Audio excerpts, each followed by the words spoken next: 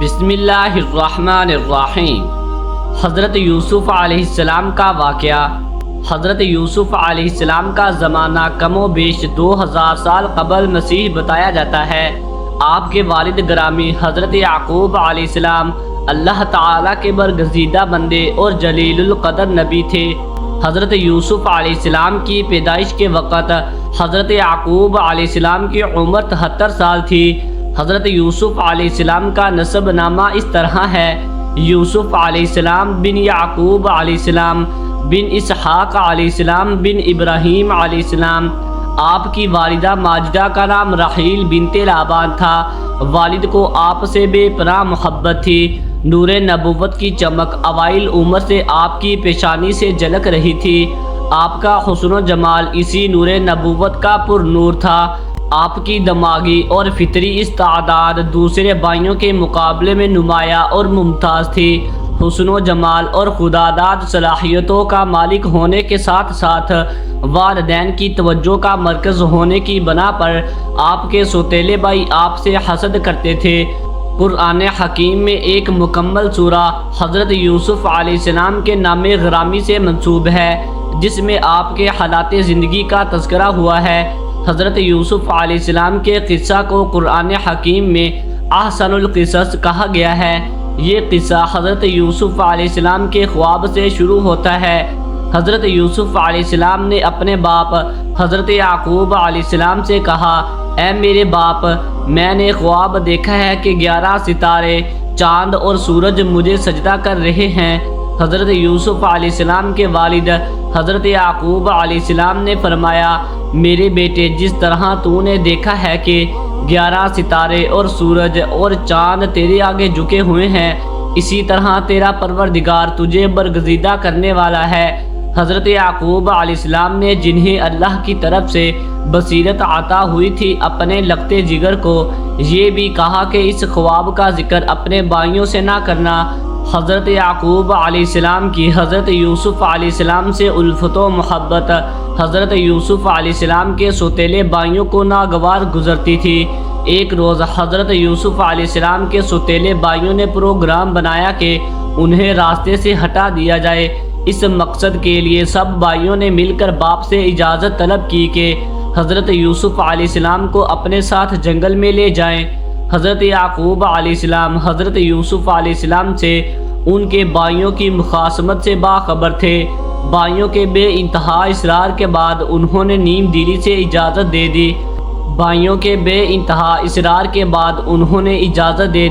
سوتیلے بھائی سیر کے بہانے حضرت یوسف علیہ السلام کو ساتھ لے گئے اور واپس آتے ہوئے انہیں ایک اندھے کنویں میں ڈال دیا اور مکر و فریب سے روتے ہوئے گھر لوٹ آئے۔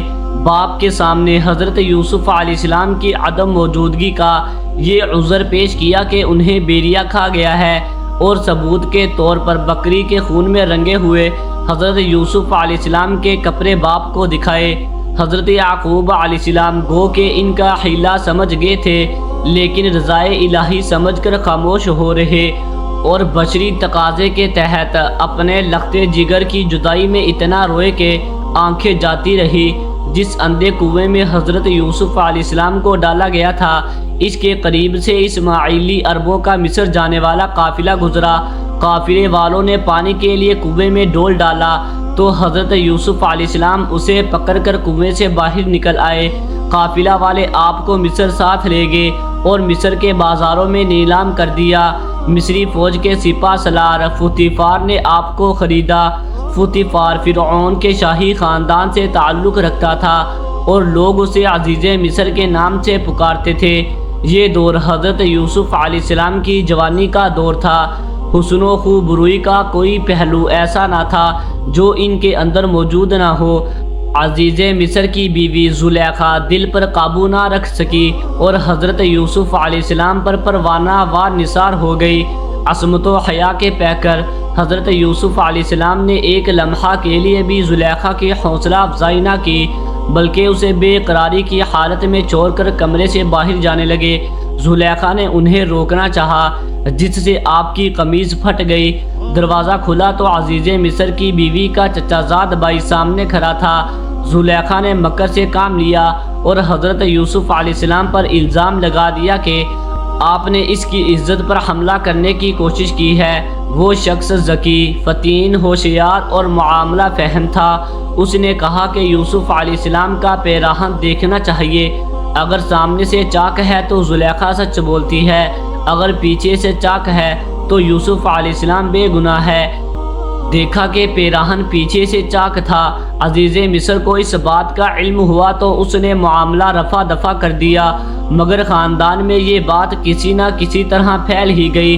عورتوں نے زلیخا پر لعن طعن کرنا شروع کر دیا۔ زلیخا نے حقیقت حال ان پر آشکار کرنے کے لیے ایک دعوت کا اہتمام کیا۔ تواضع کے لیے پھل رکھے گئے۔ زلیخا نے مہمانوں کو پھل کاٹنے کو کہا اور عین اسی وقت حضرت یوسف علیہ السلام کو قریب سے گزارا گیا۔ حسن و جمال کے مجسمہ اور مردانہ وجاہت کے پیکر یوسف علیہ السلام پر جب عورتوں کی نگاہ پڑی تو ان کے حواس معطل ہو گئے اور انہوں نے پھلوں کے ساتھ اپنی انگلیاں کاٹ ڈالی۔ زلیخا نے حضرت یوسف علیہ السلام کو تنگ کرنا جاری رکھا اور بالآخر آپ پر طرح طرح کے الزامات لگا کر جیل بھجوا دیا۔ حضرت یوسف علیہ السلام 7 برس جیل میں قید رہے۔ حضرت یوسف علیہ السلام خدائے بزرگ و بطر کے جلیل القدر پیغمبر تھے۔ دین ابراہیمی کی دعوت و تبلیغ منصب نبوت کا تقاضا تھا۔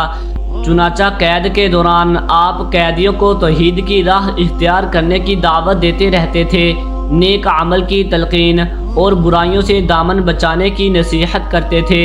دوران قید آپ کے وعظ و تلقین کا تذکرہ قرآن میں ان الفاظ میں ہوا ہے: یا صاحبی السجن ارباب متفرقون خیر ام اللہ الواحد القہار ما تعبدون من دونه الا اسماء سمیتموها انتم وآباؤکم ما انزل اللہ بها من سلطان ان الحکم الا للہ امر الا تعبدوا الا ایاہ ذالک الدین القیم ولکن اکثر الناس لا یعلمون۔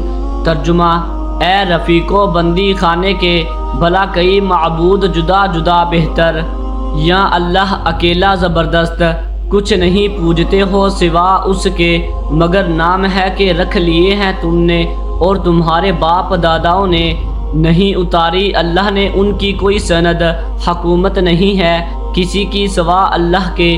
اس نے فرما دیا کہ نہ پوجو مگر اس کو، یہی ہے راہ سیدھی پر بہت لوگ نہیں جانتے۔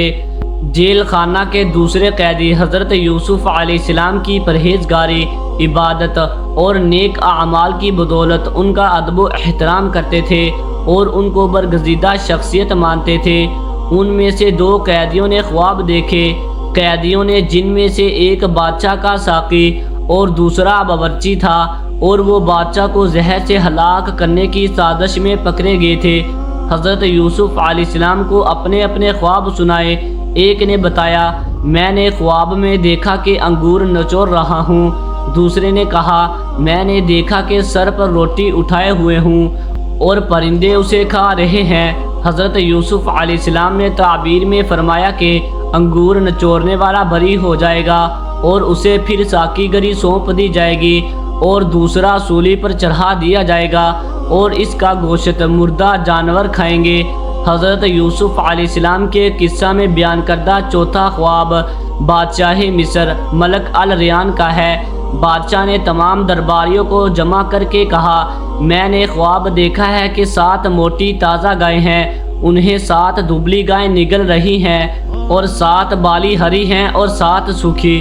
بادشاہ کے دربار میں ماہرین خواب نے اس خواب کو بادشاہ کی پریشان خیالی کا مظہر قرار دیا۔ اس خواب سے بادشاہ مصر ہر وقت پریشان رہنے لگا۔ بادشاہ کو پریشان دیکھ کر ساقی کو اپنا خواب اور اس کی تعبیر یاد آ گئی۔ اس نے جیل میں قید حضرت یوسف علیہ السلام کے علم و حکمت سے بادشاہ کو آگاہ کیا۔ بادشاہ نے ساقی کو خواب کی تعبیر معلوم کرنے کے لیے حضرت یوسف علیہ السلام کے پاس بھیجا۔ حضرت یوسف علیہ السلام نے اس خواب کی تعبیر یہ بتائی کہ 7 برس تک تم لگاتار کھیتی کرتے رہو گے، ان 7 برسوں میں غلے کی فراوانی خوب ہوگی اور اس کے بعد 7 برس بہت سخت مصیبتیں آئیں گی اور سخت قحط پر جائے گا، ایک دانہ بھی باہر سے نہیں آئے گا۔ ان 7 سالوں میں وہی غلہ کام آئے گا جو پہلے 7 سالوں میں ذخیرہ رکھا کیا ہوگا۔ حضرت یوسف علیہ السلام کے اس پورے قصے میں اس بات کا انکشاف ہوتا ہے کہ خواب مستقبل کی نشاندہی کا ذریعہ ہے۔ خواب میں حضرت یوسف علیہ السلام کی بیان کردہ تعبیر کے مطابق 14 سال کا مستقبل سامنے آ گیا۔ غور و فکر کے بعد دوسری بات یہ ظاہر ہوتی ہے کہ عام آدمی بھی مستقبل کے آئینہ دار خواب دیکھتا ہے۔ یہ بالکل الگ بات ہے کہ علم تعبیر خواب پیغمبروں کا معجزہ ہے۔ اسی طرح ہم نے یوسف علیہ السلام کو اس ملک میں سلطنت عطا فرمائی اور اس کو خواب کی تعبیر کا علم سکھایا۔ خواب میں پوشیدہ حکمت اور حضرت یوسف علیہ السلام کی بیان کردہ تعبیر سے بادشاہ مصر بے حد متاثر ہوا۔ اس نے ایسے صاحب علم آدمی کو رہا کر کے دربار میں حاضر کرنے کا حکم دیا، لیکن حضرت یوسف علیہ السلام نے رہا ہونے سے انکار کر دیا اور مطالبہ کیا کہ اس الزام کی تحقیق کی جائے جس کے تحت وہ قید کیے گئے تھے۔ بادشاہ کو یقین ہو گیا کہ قیدی صاحب حکمت اور بزرگ ہے اور یہ صاحب علم برگزیدہ شخص یقیناً بے گناہ ہے، ورنہ الزام کی تحقیق کا مطالبہ نہ کرتا اور باخوشی جیل سے باہر آ جاتا۔ شاہ مصر نے تحقیقات کا حکم دیا اور نتیجہ میں حضرت یوسف علیہ السلام بے قصور ثابت ہوئے۔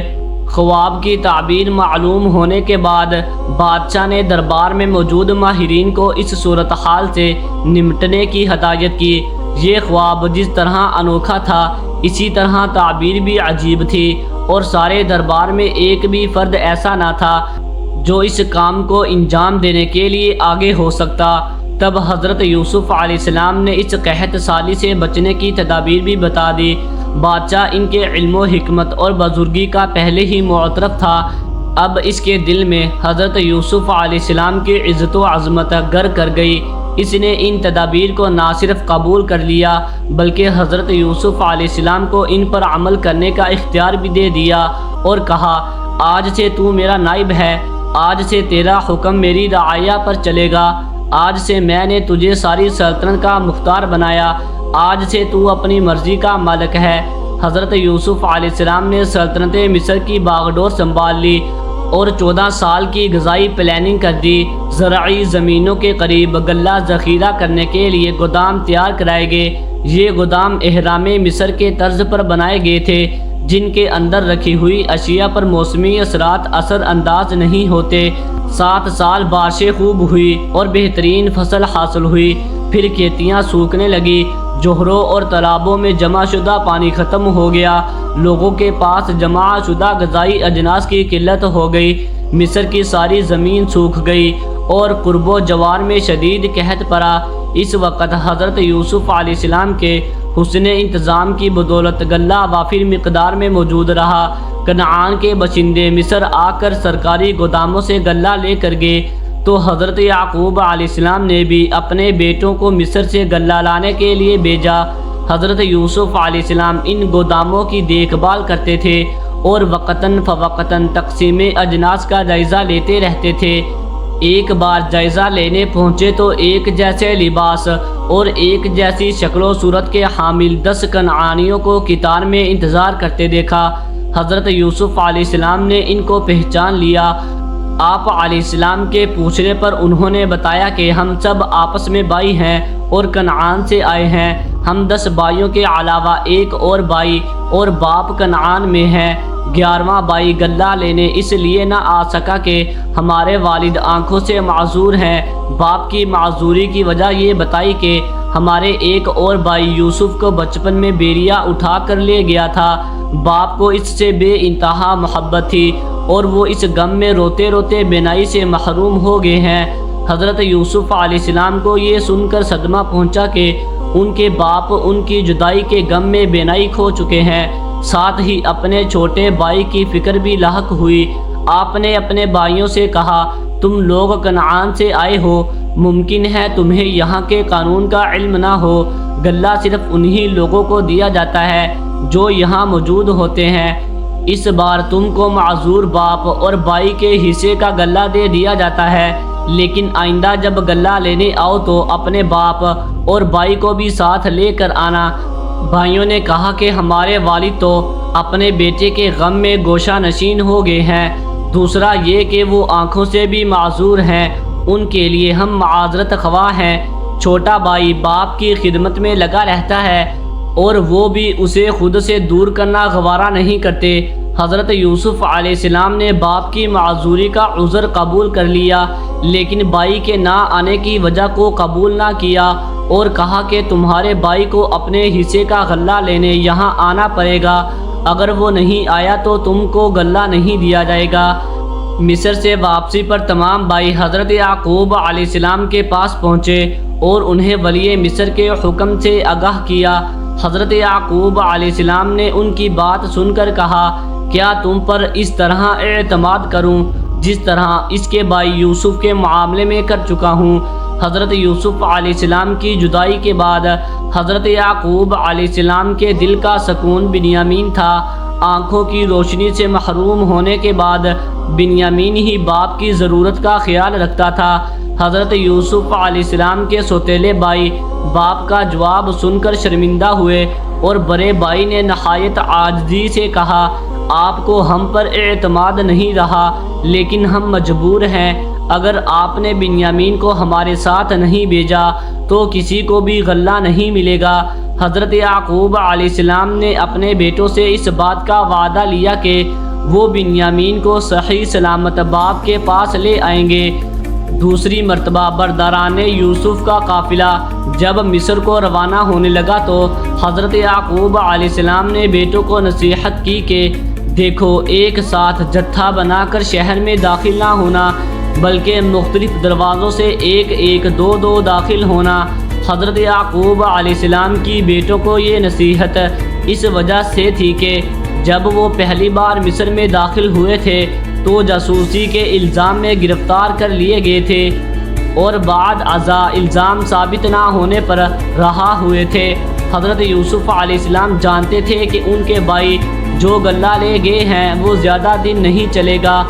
انہوں نے اندازہ لگا لیا تھا کہ اتنی مدت کے بعد بھائیوں کو دوبارہ غلہ لینے کے لیے آنا چاہیے۔ بھائی کے انتظار میں وہ شہر کے باہر چکر بھی لگایا کرتے تھے۔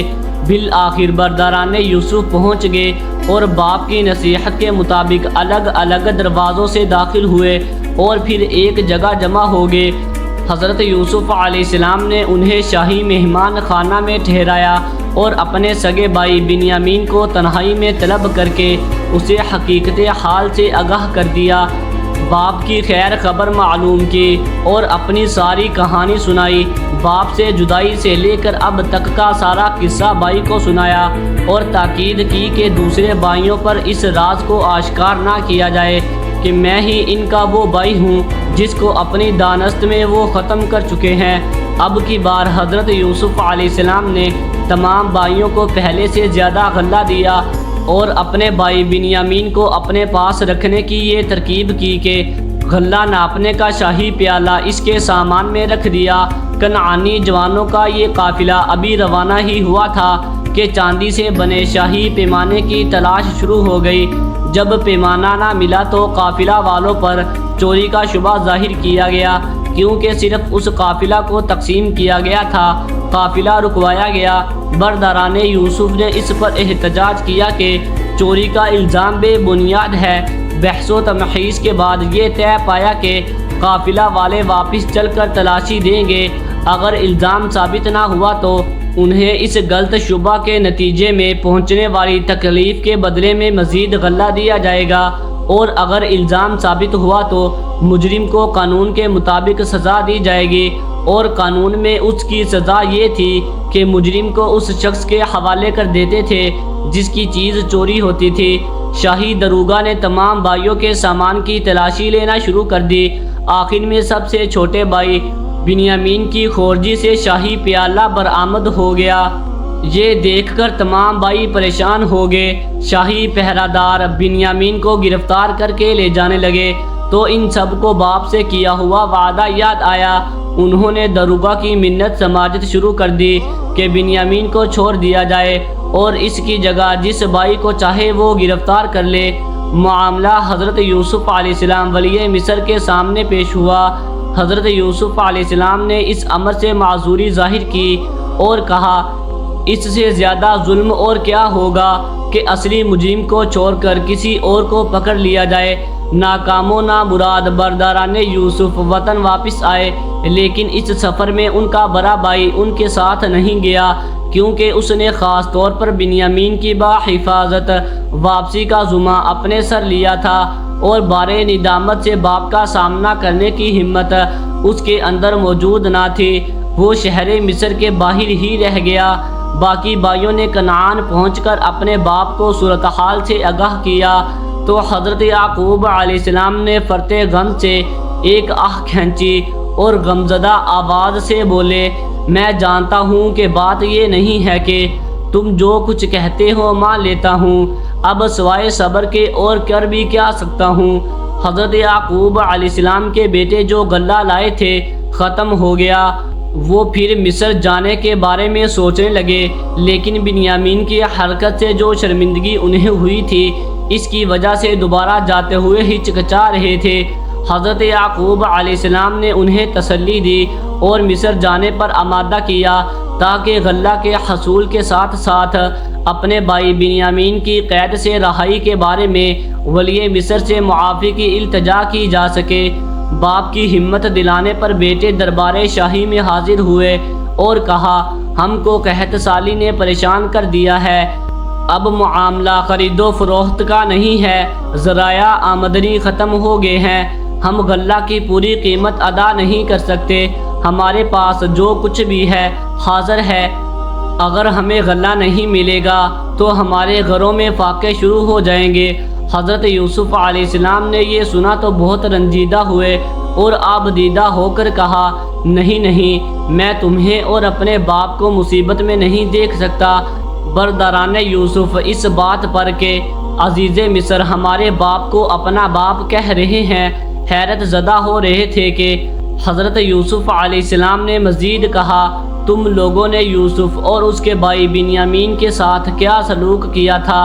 یہ جملہ سن کر ان پر حیرتوں کے پہاڑ ٹوٹ پڑے۔ ان کی سمجھ میں نہیں آ رہا تھا کہ عزیز مصر کو یوسف اور بنیامین سے کیا واسطہ ہے۔ میرے بھائیوں، میں ہی تمہارا بھائی یوسف ہوں جسے تم نے حسد کی بنا پر کنویں میں ڈال دیا تھا۔ حضرت یوسف علیہ السلام کے اس انکشاف سے ان کے رہے سہے حواس بھی جاتے رہے۔ خوف، شرمساری اور ندامت کے احساس سے ان کی گردنیں جھک گئی۔ حضرت یوسف علیہ السلام نے پیغمبرانہ طرز فکر سے درگزر سے کام لیا اور فرمایا، میں تمہارا بھائی ہوں، ہم ایک ہی باپ کی اولاد ہیں، میں آج بھی تم سے محبت کرتا ہوں، تم سے کوئی سرزنش نہیں، کوئی شکوہ نہیں، کوئی شکایت نہیں۔ میں اللہ سے دعا کرتا ہوں کہ وہ تمہارے گناہ بخش دے، کیونکہ وہ بڑا رحیم و کریم ہے۔ فرعون مصر کو حضرت یوسف علیہ السلام کے بھائیوں کی آمد کا پتہ چلا، اور یہ کہ ان کے والد اللہ کے برگزیدہ بندے حضرت یعقوب علیہ السلام ہیں۔ حضرت یعقوب علیہ السلام کنعان میں اسرائیل کے نام سے پکارے جاتے تھے، اور آپ سے کئی معجزے منسوب تھے جن سے فرعون بھی واقف تھا۔ فرعون کو جب یہ پتہ چلا کہ یوسف علیہ السلام اس برگزیدہ ہستی کے بیٹے ہیں تو اس نے حضرت یعقوب علیہ السلام کو ان کے پورے خاندان سمیت مصر میں آباد ہونے کی دعوت دی، اور سہولت کے لیے فوج کا ایک دستہ برداران یوسف علیہ السلام کے ہمراہ کنعان بھیجا، جس میں مال برادری کے جانور بھی شامل تھے۔ قافلے کی کنعان روانگی سے قبل حضرت یوسف علیہ السلام نے اپنا پیراہن بھائیوں کو دیتے ہوئے کہا کہ اسے میرے محترم و مقدس باپ کی آنکھوں سے لگانا، خداوند قدوس اپنا فضل کرے گا۔ قافلہ ابھی کنعان میں داخل نہیں ہوا تھا کہ حضرت یعقوب علیہ السلام نے اہل خاندان سے کہا کہ مجھے اپنے گمشدہ بیٹے یوسف علیہ السلام کی خوشبو آ رہی ہے۔ اہل خاندان نے حضرت یعقوب علیہ السلام کی اس بات کو زیادہ خاص نہیں لیا اور کہا کہ برسوں کا گمشدہ بیٹا جس کو بیریا لے گیا تھا، بھلا اس کی خوشبو کیسے آنے لگی؟ حضرت یعقوب علیہ السلام نے کہا تم لوگ وہ بات نہیں جانتے جو میں جانتا ہوں۔ شاہی دستہ کے ہمراہ قافلہ شہر میں جب داخل ہوا تو حضرت یعقوب علیہ السلام اپنے گھر کی دیوار سے ٹیک لگائے بیٹھے تھے۔ حضرت یعقوب علیہ السلام کے بیٹے سر جھکائے ان کے پاس پہنچے۔ حضرت یعقوب علیہ السلام نے خوشی اور بے قراری سے کہا، تم سب آگے، مجھے یوسف کی مہک محسوس ہو رہی ہے۔ یوسف ہمارے ساتھ نہیں آیا ہے۔ ایک بھائی نے جھکے ہوئے سر کے ساتھ جواب دیا اور پیراہن نکال کر ان کی طرف بڑھاتے ہوئے کہا، یوسف نے یہ بھیجا ہے۔ حضرت یعقوب علیہ السلام نے پیراہن ہاتھ میں لیا اور یہ کہتے ہوئے چومنا اور آنکھوں سے لگانا شروع کر دیا، میرا یوسف زندہ ہے۔ میں نہ کہتا تھا کہ میرا یوسف زندہ ہے، مجھے اس کی مہک آ رہی ہے۔ پیراہن آنکھوں سے مس ہو رہا تھا اور رفتہ رفتہ بینائی لوٹ رہی تھی۔ بھائیوں نے اول تآخر سارا قصہ کہہ سنایا۔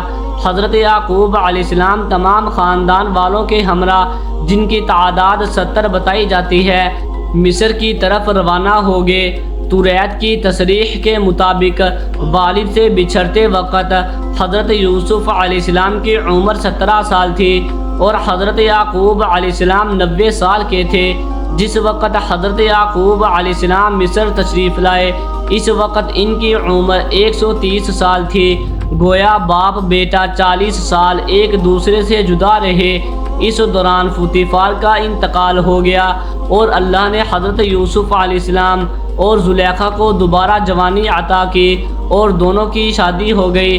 قرآن حکیم نے احسن القصص کو بیان کرتے ہوئے ہماری توجہ اس طرف مبذول کرائی ہے کہ عام طور پر خواب کو حافظے میں جمع خیالات اور بے معنی تصورات کہا جاتا ہے، لیکن خواب کے تجربات اس بات کی نفی کرتے ہیں کہ خواب محض خیالات کا عکس ہیں۔ امید ہے کہ آپ کو حضرت یوسف علیہ السلام کا واقعہ اچھا لگا ہوگا۔ ویڈیو اچھی لگی ہے تو ویڈیو کو لائک ضرور کر دیں اور چینل کو بھی سبسکرائب کر دیں تاکہ اس طرح کے انفارمیٹیو ویڈیوز آپ کے پاس بر وقت پہنچتی رہیں۔ شکریہ۔